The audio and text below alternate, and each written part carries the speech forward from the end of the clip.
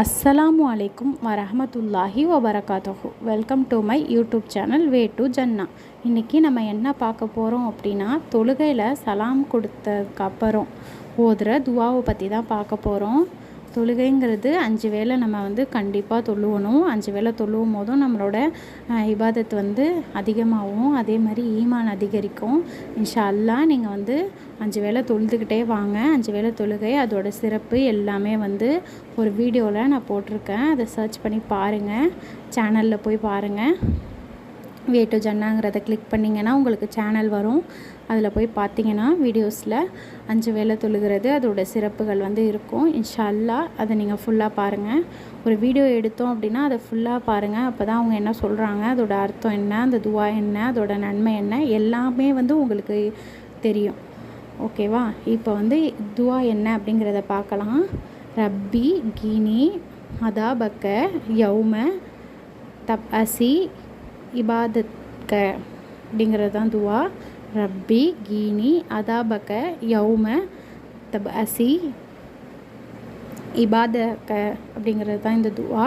இந்த துவாவோட பொருள் என்ன அப்படின்னா, இறைவா உனது அடியார்களை உயிர் கொடுத்து எழுப்பும் நாளில் உனது தண்டனையிலிருந்து என்னை காப்பாயாக. இறைவா உனது அடியார்களை உயிர் கொடுத்து எழுப்பும் நாளில் உனது தண்டனையிலிருந்து என்னை காப்பாயாக. பாருங்கள் எவ்வளோ அழகான துவாங்கிறத.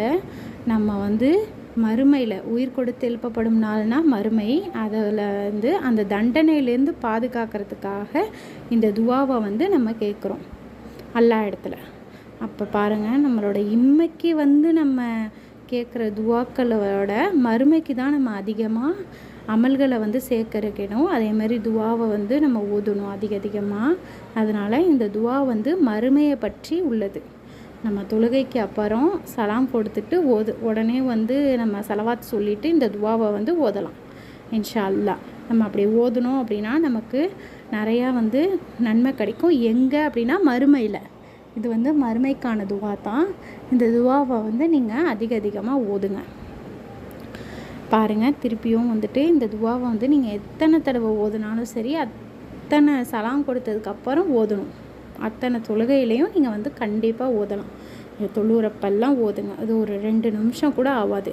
இந்த துவாவை மனனம் பண்ணி வச்சுக்கோங்க. அதே மாதிரி இது தமிழ் அர்த்தத்தை நம்ம தெரிஞ்சு வச்சுக்கிட்டாலே போதும். அப்படி இல்லை உங்களுக்கு அரபி ஓத கஷ்டமாக இருந்துச்சு அப்படின்னா நீங்கள் தமிழில் கூட துவா கேட்கலாம். அல்லாஹ் அதை ஏற்றுக்குவான். அல்லாஹ் எளிமையான மார்க்கத்தை தான் நம்மளுக்கு சொல்லி தந்திருக்கான். நம்மளோட மார்க்கம் நம்மளுக்கு கஷ்டமே கிடையாது.